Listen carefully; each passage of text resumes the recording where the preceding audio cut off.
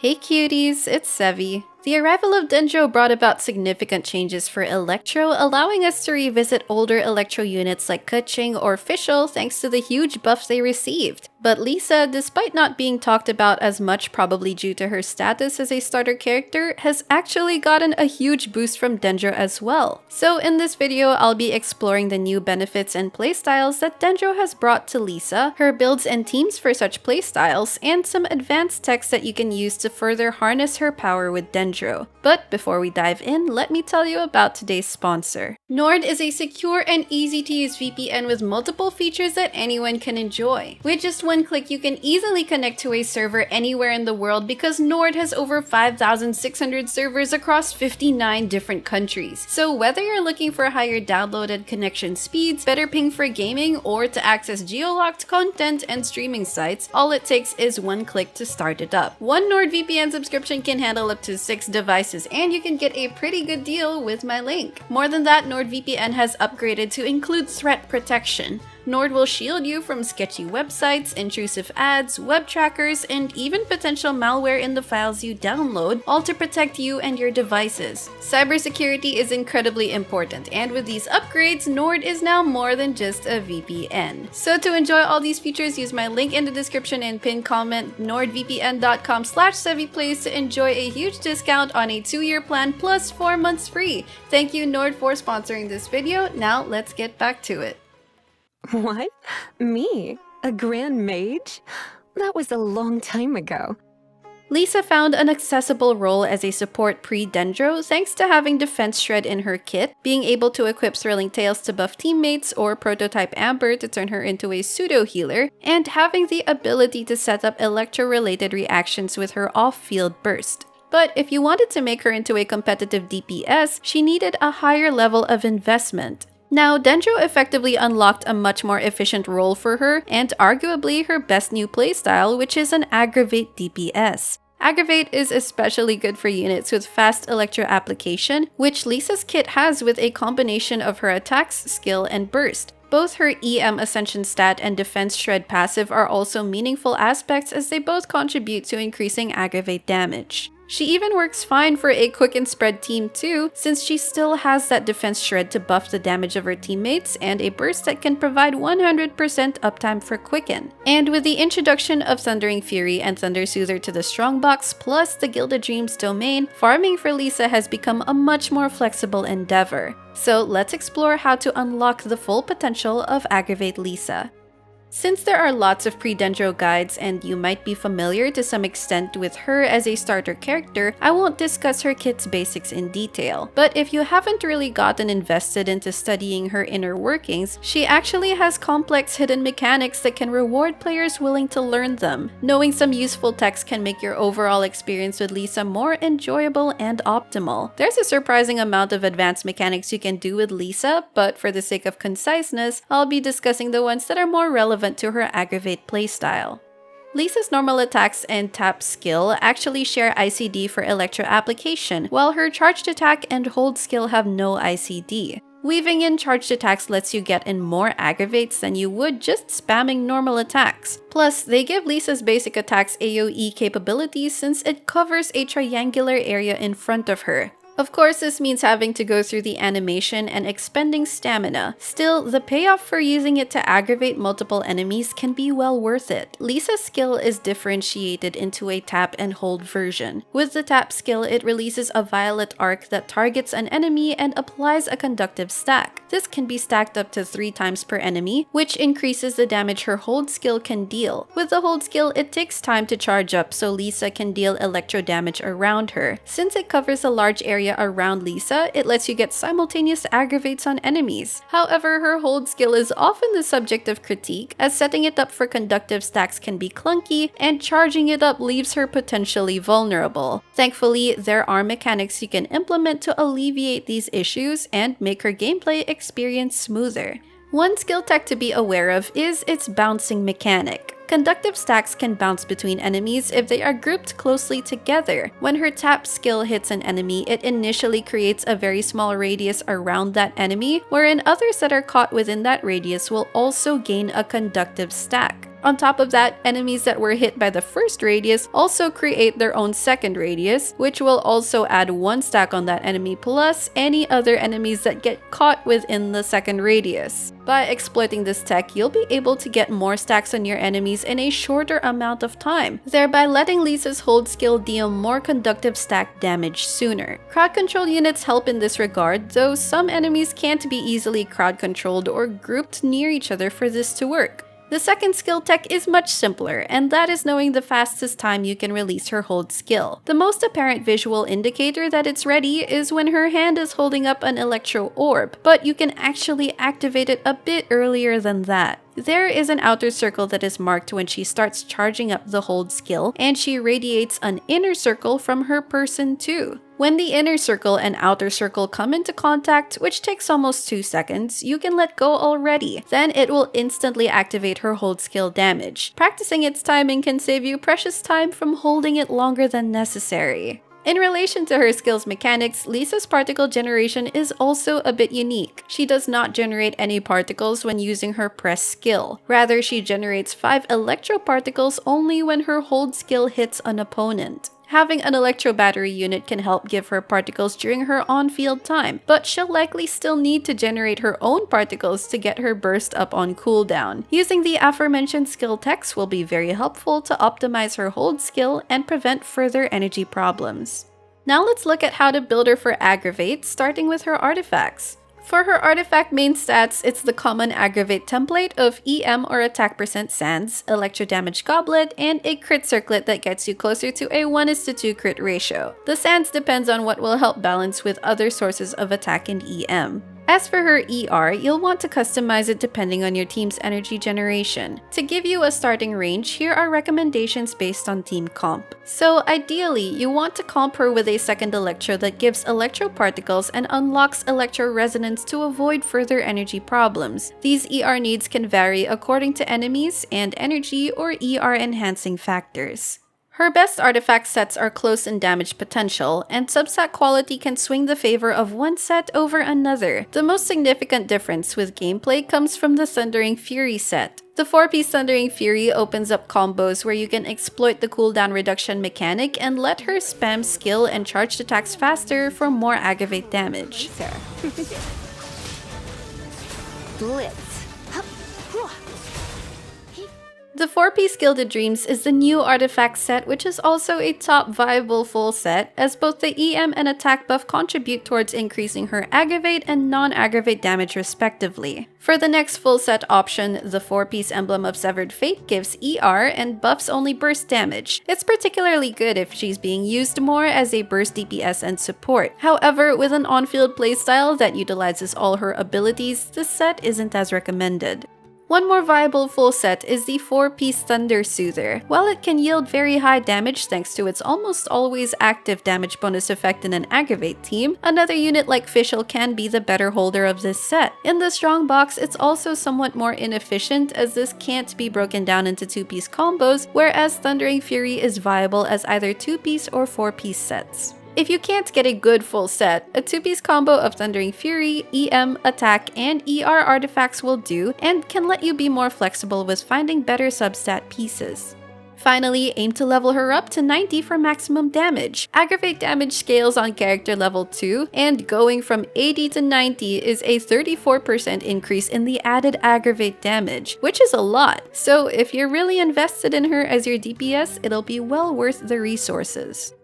Moving on to Lisa's best weapons, let's start with her 5-star options, followed by her 4-star and free-to-play options. Kagura's Verity and Lost Prayers are your best 5-star weapons because of their crit stats. Kagura's Verity, though originally made for Yae, gives Lisa the highest damage potential. But of course, it's a limited banner weapon. Crit weapons are more preferable for an aggravate build since crit scales both aggravate and non-aggravate damage. The 2 other 5-star catalyst options are Skyward Atlas and Memory of Dust. Unfortunately, these attack percent weapons aren't as valuable as crit weapons if used in an aggravate scenario. They're still okay, but they're outclassed by crit weapons, whether 5-star or even 4-star. Among 4 stars, the Widsith is her best option thanks to its crit damage stat, and with an Aggravate playstyle, all the buffs it gives, attack, elemental damage, or EM, are useful. It's actually good enough to be comparable to 5-star options too. The Battle Pass weapon Solar Pearl is another of her top 4 stars since the normal attack, skill, and burst buffs all synergize with Lisa's on-field playstyle. Note though that these damage buffs can't be snapshotted. Now for her free-to-play friendly options. The Mappa Mare, considering it's a craftable weapon, is very good on Lisa. It's best for an Aggravate build as all of its stats contribute towards improving her Aggravate playstyle's damage. This can be your default option if you do not have other better 4 or 5-star alternatives. Another craftable weapon is the Hakushin Ring. While it has a lower damage ceiling versus the Mappa Mare, the main benefit of this is that it gives ER to Lisa and elemental damage bonus for teammates involved in an Electro reaction. So if Lisa's artifacts are lacking her target ER and you're aiming to buff party members, the Hakushin Ring can be considered to address those. The Blackcliff Agate is a viable choice. What holds it back is its underutilized passive if against a boss, and the fact that you have to spend Star Glitter that could go to another character or constellation, so I would rather recommend crafting the Mappa Mare instead of purchasing this. Lastly, while the Wandering Even Star is a viable 4-star option, it's easily replaceable by better 4-star alternatives. You also won't be able to maximize its EM scaling attack buff since Lisa won't stack that much EM on an Aggravate build. Now that we've covered Lisa's build, let's discuss how to create her teams. I've covered a lot of Aggravate team building tips in more detail in my previous videos regarding Aggravate units. Most of those tips are applicable for Lisa too, so I'll just summarize the important points here. With the usual Aggravate template, you'd want to have 2 Electro units. Preferably the second Electro is a battery to help with Lisa's energy needs, in which case Fischl or Raiden are your battery picks. You can also pair her with an Aggravate built Kuki to consolidate the role of healing. The disadvantage of pairing her with an Electro unit that does not battery well, like Beidou or Yae, is that it requires you to build more ER on your Electro units to compensate for the lack of energy generation. While that is technically doable, it is up to you if you're willing to take that route. As for the Dendro unit, the Dendro Traveler is more preferable over Collei to match Lisa's cooldown, and their burst's utility is better, though Collei can work too. Tignari can be comped to make the team a spread and Aggravate team, though this will make Lisa assume more off-field time. It's pretty much expected that Nahida can slot in as the Dendro unit in an Aggravate team, but we'll have to wait and see. The last slot is a flex unit, and it can depend on your combat preferences. A shielder that won't interrupt with quicken reactions will be best if you value survivability and want to avoid interrupted gameplay. An animal unit can be helpful to provide crowd control and grouping utility. This will in turn make it more convenient to exploit Lisa's skill bounce mechanic. On top of that, they shred electro resistance, do aggravate damage, and contribute buffs like Sucrose with her EM sharing, and Kazuha with his elemental damage bonus buff. At the very least, as long as the 4th unit won't disrupt the quicken and aggravate reactions, it'll be fine. Stabilize! Propagate! Spring forth! By royal decree! Come a little closer. You're in for a little shock. Surrender and I'll be gentle. Come a little closer. Huh? Midnight Phantasmical? I will have order! Dissipate! Wind Strider! Propagate! Germinate! Fallen leaves, adorn my night! Come a little closer. Let's spark things up a little.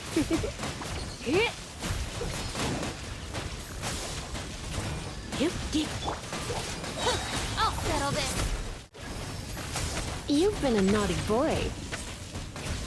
Wings of darkness! Ha!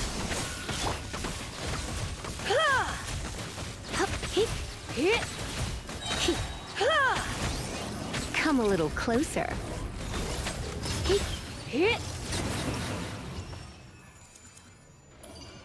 If I were to recover my full power, who knows what kind of things might happen. A second playstyle introduced by Dendro is Hyperbloom Lisa, which sees her on a full EM build. That build type used to be applied for her Overload playstyle, but Overload can be especially difficult to play against light enemies because of the knockback. Thankfully, Hyperbloom doesn't have that issue. She doesn't have the same convenience as Cookie, who is able to consolidate healing and Hyperbloom trigger roles. Still, this is one good way to play Lisa's kit. Her normal attack and skill have very small splash damage which can be used to trigger Hyperblooms. However, they can be unreliable for that very reason. If you hit enemies that walk away even just a bit from a core, then it won't trigger a Hyperbloom due to its limited AoE. So instead, the more reliable way to trigger Hyperblooms is with her burst, which can do splash damage and target the cores themselves, and with her charged attacks triangle AoE. Note that her hold skill does not target the cores themselves. Instead, it can trigger cores by hitting an enemy which is near a core, which causes the splash damage to trigger the core. Knowing what attacks are effective will help you maximize her potential as a Hyperbloom trigger. For Lisa's Hyperbloom build, she wants to stack EM while still being able to address her energy needs for her burst uptime. Her artifact main stats will most likely go for triple EM, but if necessary, her sands can be energy recharged to hit her desired ER stat target if her substats and weapon don't fulfill her ER needs. Then for her artifact set, your full set options are either Gilded Dreams or Thundering Fury. Gilded Dreams will provide the highest damage ceiling for Hyperbloom since the Thundering Fury's 4-piece effect doesn't buff Hyperbloom damage as much as Gilded Dreams does. Of course, consider which pieces or set combos have the best substats too. Otherwise, you could go for a combination of 2-piece Gilded, 2-piece Wanderers, or 2-piece Emblem. With better substats, these 2-piece combos can be equal or even outmatch a 4-piece set. Now for her Hyperbloom weapon choices. We're looking for catalysts that help her stack EM and or address her ER needs. The Fruit of Fulfillment is an excellent top choice despite being a craftable weapon because it consolidates providing both ER and EM stats. While it reduces the user's attack stat, it doesn't matter on a full EM Lisa build anyway. As a second ER weapon option, if you are in need of more energy for Lisa and with energy-hungry teammates, it's recommended to use the Favonius Codex for its high battery utility. Having everyone's bursts ready on cooldown is important for maintaining elemental application and reactions after all. These two ER weapons are incredibly helpful to ensure her energy requirements are met. There are EM weapons you can opt for too, but I'd only advise that if you can fulfill the needed ER without an ER weapon in the first place. A very cheap but still high EM weapon is the 3-star Magic Guide. It's easy to ignore the low base attack and passive effect, as the high EM stat is mainly what you want from it. The Wandering Even Star is another EM weapon. It has the lowest EM among these recommendations, but it has added support utility by giving your team an attack buff. If her teammates can take advantage of the attack buff, then it's something. One last option, though a tricky weapon, is the Sacrificial Fragments. It gives the highest amount of EM among all catalysts, but in order to take advantage of the cooldown reset effect, you have to make sure that you proc it with the hold skill, not the tap skill. The hold skill has the long cooldown, while the tap skill's 1-second cooldown is wasted if that's what procs the Sac Frag's effect. If used correctly, it doubles her particle generation, but if used incorrectly or accidentally, it does nothing for her ER needs. As such, you may want to steer clear of it to avoid thinking about it.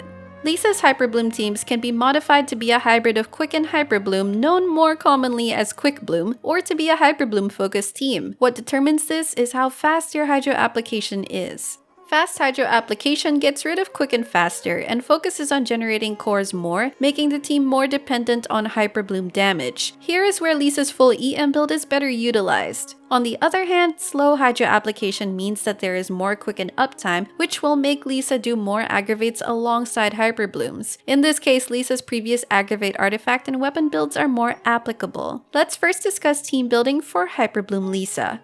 To start, pair Lisa with Dendro Traveler, who provides longer Dendro application uptime in the larger area. Again, when Nahida comes out, we can look forward to trying her out in Hyperbloom teams. For Hyperbloom, your easy choices for fast and off-field Hydro application are Xingqiu and Yelan. Child can also fit in as a fast on-field Hydro applicator. You can use Kokomi, Ayato, or Barbara with on-field time rather than only using their off-field abilities to increase their Hydro application. Another potential combo for Hydro application is a slow Hydro applicator combined with Sucrose, Venti, or Kazuha, who can infuse their ability with Hydro. With 2 units as sources of Hydro, it mimics the effect of a fast Hydro applicator unit. It's possible that their elemental infusions accidentally absorb Electro, leading them to steal some Hyperblooms from Lisa. Thankfully, since these are units built with plenty of EM anyway, sharing Hyperbloom ownership is fine.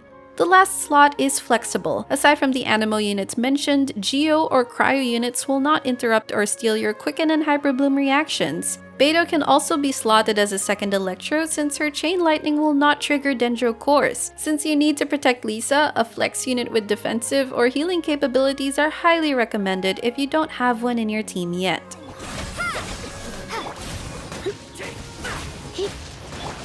Let me weave you a verse. Absorption test.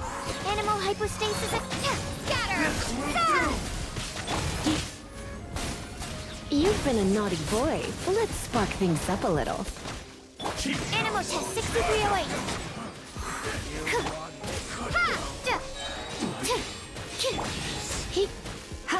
Now for Quickbloom, you'll need slow Hydra applicators to keep the Quicken aura active, which allows Lisa to trigger more aggravates alongside Hyperblooms. Slow off-field applicators are Ayato, Kokomi, and Barbara. In Ayato and Kokomi's case, you'll need to build a lot of ER on them to keep their Hydra application uptime consistent. Propagate. Stabilize. Mind the deluge.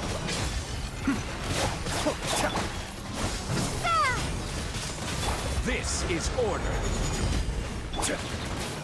Surrender and be gentle. You're in for a little shock.